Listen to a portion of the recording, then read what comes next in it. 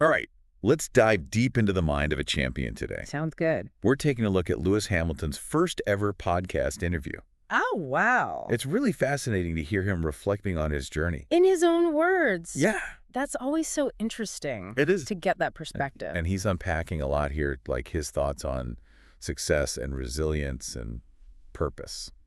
Yeah, this interview is really special, I think, because it gives us a unique perspective on what it really takes to reach the very top. Absolutely. Not even just in Formula One, Yeah. but just in life, Mm-hmm. in general. In general, and I think one thing that really struck me was how honest he is Oh, yeah. about the challenges that he faced. From such a young age, too. I mean, it's pretty jarring to hear him talk about being bullied as young as 6 years old, It's tough to hear. especially the racism that he endured. Yeah, he talks about the racial slurs and being physically targeted. Even having bananas thrown at him. It's awful. Awful. And you can Bad. really sense how much these experiences affected him. He talks about feeling like a total outcast, struggling to fit in, Mm-hmm. and how it even affected him academically.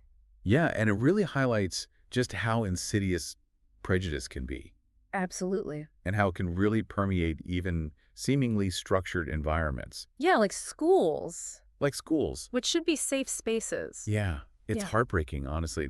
It makes you wonder how many other kids are going through these exact same things. Silently struggling. Yeah. It's hard to even imagine. And one thing that really resonated with me was how he found solace in racing. Yeah, it became his escape, Yeah. the place where he could just channel all of those emotions. Absolutely. And it's a powerful testament to the importance of finding those outlets For sure. for our emotions. Especially when you're facing adversity. Yeah. And for Hamilton, racing became more than just a hobby. It was a way to prove himself, Yeah. to silence the doubters. He even compares his helmet to Superman's cloak. It's a great analogy, I love that. a symbol of transformation. Empowerment. Yeah, exactly. He was literally putting on a suit of armor and going into battle on the track. That's a great way to put it. And I think his dad really played a huge role in shaping that resilience. Oh, absolutely. He instilled a really strong work ethic in Lewis and always encouraged him to let his performance do the talking. Classic advice, right? Classic advice. Do your talking on the track. Yeah, And clearly, it really resonated with him. deeply.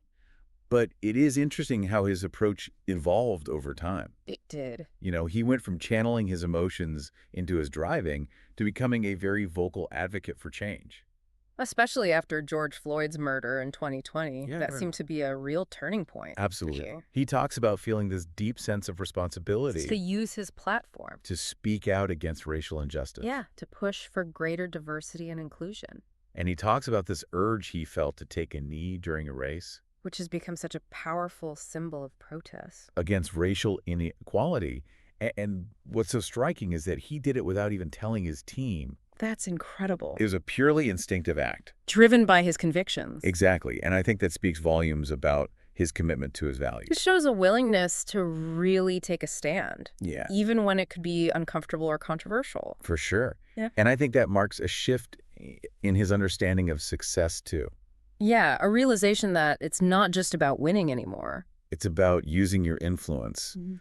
to make a real difference in the world. To leave a legacy. Exactly. It's much bigger than herself. And that leads perfectly into the next part of our deep dive, Okay. where we're going to explore how he actually redefined his notion of success and the concrete steps he took to create a more inclusive and equitable world. In motorsport and beyond, Yeah, that's what I'm excited to hear about. I think it's super inspiring. Me too. So let's jump in. Let's go. So he talks about the fleeting nature of winning. Mm-hmm. You know, he acknowledges the joy it brings, Yeah. obviously. Of course, he's been there a lot. Right. But he also recognizes that it's temporary.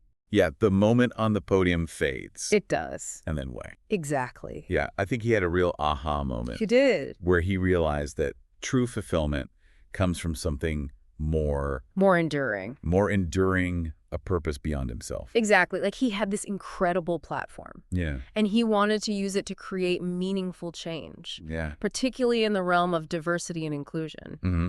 And he didn't just talk about it. Right. He took action. Yeah, he put his money where his mouth is. Yeah, like he set up the Hamilton Commission, Huge. which is a research project dedicated to understanding the lack of diversity in motorsport Absolutely. and finding real solutions. Such a serious commitment It is. to addressing those systemic issues. And he didn't stop there. No, he didn't. He launched Ignite, Oh, yeah. which aims to make motorsport more accessible Yeah. to underrepresented communities. To give opportunities to aspiring drivers and engineers from all different backgrounds. Yeah, exactly. It's so inspiring to see him breaking down these barriers. He went even further. I know. He challenged his sponsors and partners. Yeah, to prioritize diversity and inclusion in their own organization. Within their own company. Like he's holding them accountable. Or creating more inclusive work environments.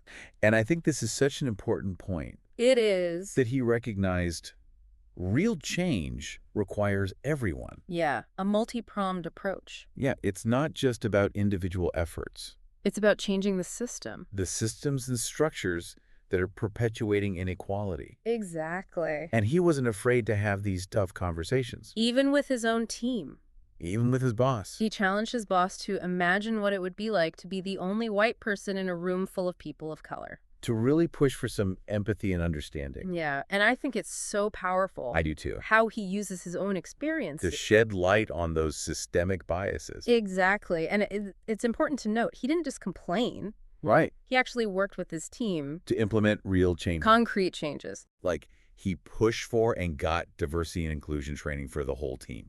That's amazing. It's incredible. Think about the ripple effect. He also spearheaded a diversity charter. Oh, wow. A framework to promote inclusivity across the entire sport. So it's not just his team. The whole sport.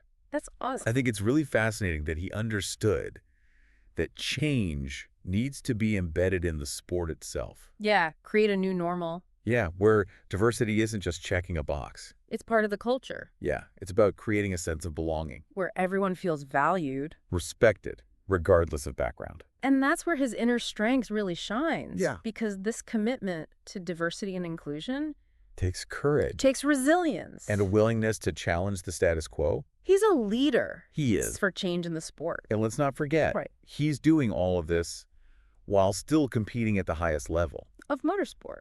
Yeah. Yeah. So how does he manage this intense pressure? The demands of racing.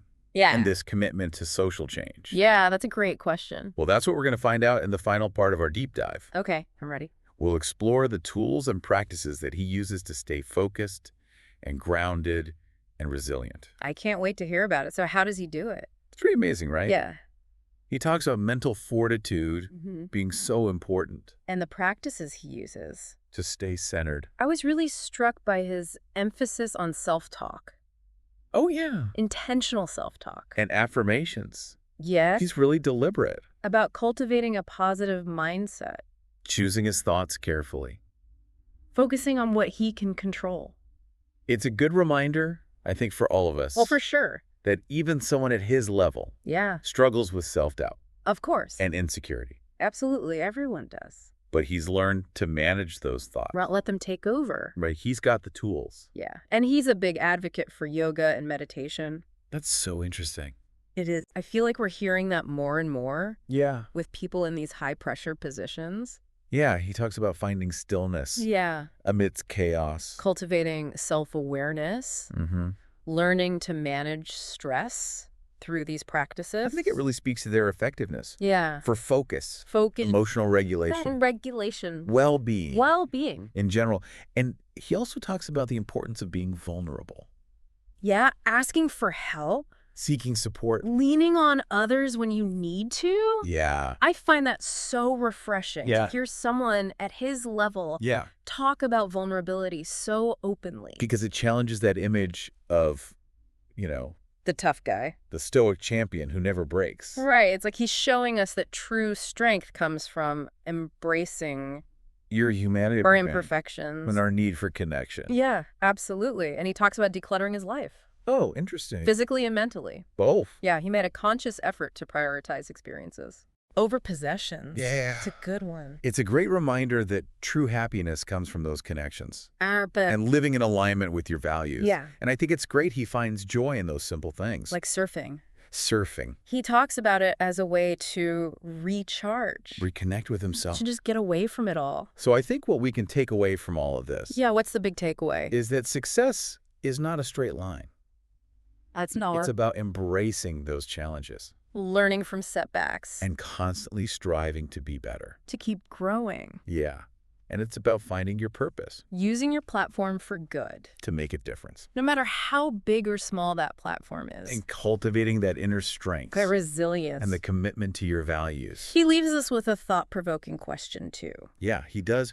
What if emotional mastery was a core part of our education system? Wow, imagine that. Imagine a world where everyone had the tools Okay. to understand and manage their emotions. Could emotional intelligence be the key That's a great question. to a more empathetic and compassionate world? I don't know the answer, Me neither. but it's something worth thinking about. It is. And we hope this deep dive into Hamilton's journey Yeah. has inspired you to embrace your challenges, find your purpose, Make a positive impact. keep diving deep, and keep striving to be the best version of yourself. Thanks for listening, everybody.